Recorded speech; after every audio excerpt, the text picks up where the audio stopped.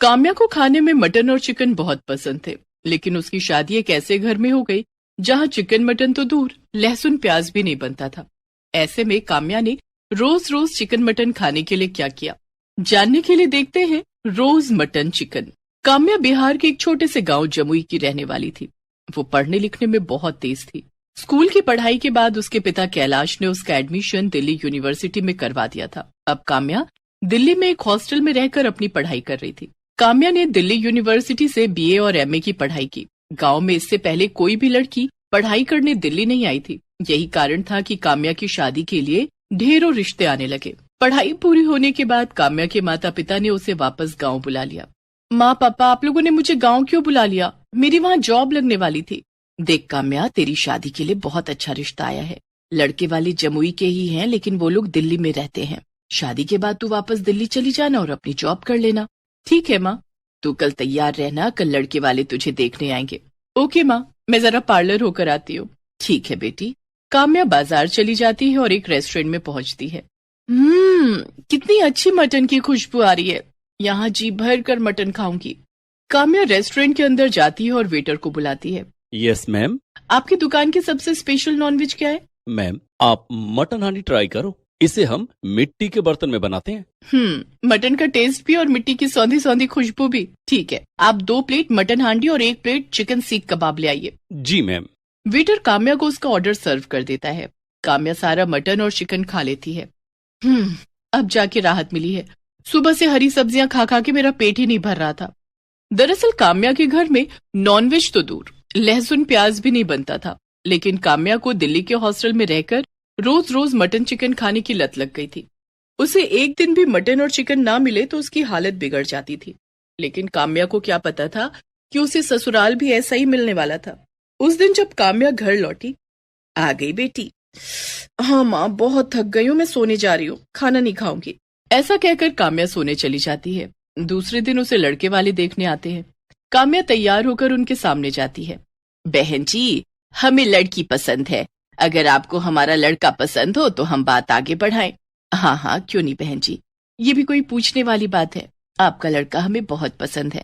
मैं तो कहती हूँ हमें देरी नहीं करनी चाहिए, जल्दी इन दोनों की शादी करा देनी चाहिए। ठीक है बहन जी। कविता काम्या के हाथों में शगुन के रुपए दे देती है और काम्या अरुण की शादी तय हो जाती है। कुछ दिनों के बाद दोनों की शादी हो जाती है। शादी वाले दिन तक तो काम्या ने ऑर्डर करके मटन और चिकन मंगाया और छिप छिप कर खा लिया। लेकिन विदाई के बाद जब वो ससुराल पहुंची, आओ बहू, अपने शुभ पैरों से हमारे घर को पवित्र करो। तुम्हारे रूप में हमारे घर लक्ष्मी आई है। कविता अपनी बहू काम्या और बेटे अरुण की आरती उतारती है और उन्हें घर के अंदर आने के लिए कहती है। काम्या घर के अंदर आ जाती है। कविता बहू और बेटे को उनके कमरे में भेज देती है। थोड़ी देर के बाद घर का नौकर चाय नाश्ता लेकर आता है। नाश्ते में मिठाइयाँ और नमकीन देखकर काम्या मन ही मन सोचती है, हाय, ये नमकीन और मिठाइयाँ कौन खाएगा? इनसे तो मेरा पेट ही नहीं भरेगा। मेरा तो मटन सीख कबाब खाने का बहुत मन हो रहा है, लेकिन अभी कैसे मंगवाऊं? घर में इतने लोग हैं, अभी मैं बाहर भी नहीं जा सकती। उस दिन मजबूरी में काम्या को नमकीन और मिठाइयों से काम चलाना पड़ा। रात के खाने में भी उसे वेज खाना खाने को मिला। ऐसे ही 2-3 दिन गुजर गए। मटन चिकन के बिना काम्या के चेहरे की रौनक ही चली गई थी। क्या बात है काम्या, तुम कमजोर क्यों लग रही हो? यहाँ तुम्हें भरपेट खाना तो मिल रहा है ना? बहू, कहीं तू शर्म के मारे आधा पेट खाकर तो नहीं रह जाती? नहीं माँ जी, शर्म किस बात की, वो शादी की रस्मों में थक गई थी ना, इसलिए। अच्छा ऐसी बात है, तो तू आराम कर। वैसे भी तुझे घर के काम नहीं करने हैं, घर में नौकर तेरे लिए तो है। तुझे जो चीज चाहिए रामू से मांग लेना। जी माँ जी। काम्या मन ही मन सोचती है, अब इन्हें कैसे समझाऊं कि मैं क्यों कमजोर होती जा रही हूँ। अगर जल्दी मुझे मटन चिकन खाने को नहीं मिला तो मैं मर ही जाऊंगी। एक काम करती हूँ, रामू से कहती हूँ मेरे लिए मटन और चिकन ले आए। रामू काका, आप आज बाजार जाओगे ना? मेरे लिए कुछ सामान ला दोगे? हाँ बहू रानी, क्या सामान लाना है? हम जरूर ला कर देंगे। काम्या एक कागज के टुकड़े पर उसे एक रेस्टोरेंट का एड्रेस लिख कर देती है और कहती है, ये पैसे रख लो, मैंने रेस्टोरेंट में फोन कर दिया है। वो मेरा ऑर्डर आपको पैक करके आपको दे देंगे। आप ये पैसे उन्हें दे देना और मेरा ऑर्डर ले आना। लेकिन हाँ, घर में किसी को कुछ बताना मत। बहू रानी, क्या घर का खाना आपको पसंद नहीं आता? आपको कुछ और खाना हो तो मुझे बता दो, मैं घर पर ही बना दूंगा। बाजार का खाना सेहत के लिए अच्छा नहीं होता है। रामू काका, आपसे जितना कहा है उतना ही करो, आप यहाँ से जाओ। रामू काम्या से कुछ नहीं कहता है और पैसे लेकर रेस्टोरेंट चला जाता है। रेस्टोरेंट में काम्या के लिए मटन कोरमा और चिकन शामी कबाब पहले से पैक करके रखा हुआ था। रामू रेस्टोरेंट के मालिक को पैसे देता है और ऑर्डर उठाकर घर आ जाता है। वो चुपके से काम्या के कमरे में जाकर उसे उसका ऑर्डर डिलीवर कर देता है। काम्या अपने कमरे का दरवाजा बंद करके मटन और चिकन का स्वाद लेने लगती है। आहा, कितने दिन के बाद मुझे मटन और चिकन खाने को मिला है। आज मेरा पेट भरा है। काम्या ने जल्दी जल्दी सारा मटन और चिकन खा लिया। अब इन हड्डियों का क्या करूं? इतने में बाहर से कविता उसे आवाज लगाने लगती है और उसके कमरे का दरवाजा खटखटाने लगती है। काम्या बहू, अंदर क्या कर रही है? दरवाजा खोल, चल, खाना टेबल पर लग गया है। उफ़ो, माँ जी को भी अभी आना था, अब क्या करूं? माँ जी हड्डियां देखेंगी तो गजब हो जाएगा।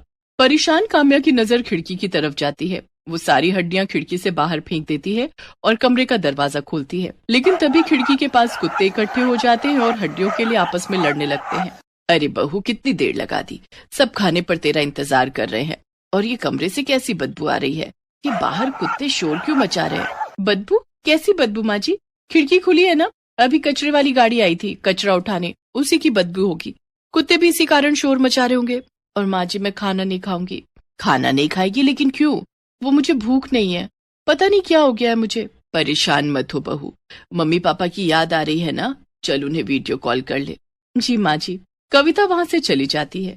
काम्या सोचती है कि सास को अभी तो टाल दिया, लेकिन रोज रोज रामू काका से नॉनवेज मंगवाया तो कहीं घर में किसी को पता न चल जाए। रोज रोज मटन चिकन खाने के लिए मुझे कुछ न कुछ तो करना पड़ेगा। काम्या थोड़ी देर सोचती है। हाँ, ये ठीक रहेगा, मैं जॉब ज्वाइन कर लेती हूँ, रोज बाहर निकलने का मौका मिलेगा और इसी बहाने रोज मटन चिकन भी खा लूंगी। मैं आज ही अरुण से बात करती हूँ। उस दिन जब अरुण ऑफिस से घर आता है तो काम्या उससे अपनी जॉब की बात करती है। ये तो बहुत अच्छी बात है काम्या, घर से बाहर निकलोगी तो तुम्हारा दिल लगा रहेगा। मैं माँ और पापा से बात कर लेता हूँ, मुझे विश्वास है कि वो तुम्हें जॉब करने से नहीं रोकेंगे। अरुण और काम्या कविता और महेंद्र से बात करते हैं। वो दोनों भी काम्या की जॉब करने के फैसले से बहुत खुश थे। काम्या अब जॉब की तलाश करने लगती है और घर से बाहर निकलते ही उसका रोज रोज मटन और चिकन खाना शुरू हो जाता है। कुछ दिनों के बाद काम्या को जॉब मिल जाती है। काम्या अब रोज ऑफिस जाने लगी थी। उसके ऑफिस के सामने एक रेस्टोरेंट था जिसमें नॉनवेज के ढेर सारे आइटम मिलते थे। काम्या कभी घर से लंच नहीं ले जाती थी और रोज रोज रेस्टोरेंट में जाकर मटन और चिकन खाती थी। एक दिन, काम्या बहू, तू लंच लेकर ऑफिस क्यों नहीं जाती? सारा दिन भूखी रहकर काम करेगी तो तेरी सेहत पर बुरा असर पड़ेगा। माँ जी, ऑफिस में काम इतना ज्यादा रहता है कि खाने की फुर्सत ही नहीं मिलती, इसलिए मैं लंच नहीं ले जाती। अगर लंच ले गई तो वो लौट कर वापस आ जाएगा। इस तरह अपनी सास से झूठ बोलकर काम्या रोज रोज मटन और चिकन खाने लगी। उसकी सारी सैलरी मटन और चिकन खाने में खत्म हो जाती। धीरे धीरे काम्या का वजन बहुत बढ़ने लगा। घर में सब इस बात से हैरान थे कि लंच न करने के बाद भी वो इतनी मोटी कैसे हो रही है। एक दिन काम्या ऑफिस के पास वाले रेस्टोरेंट में बैठकर मटन और चिकन खा रही थी कि तभी उसकी तबीयत अचानक बिगड़ गई। उसे चक्कर आने लगे और वो बेहोश होकर जमीन पर गिर पड़ी। उसके ऑफिस के कुछ दोस्त उसे उठाकर अस्पताल ले गए और उसके घर वालों को खबर दी।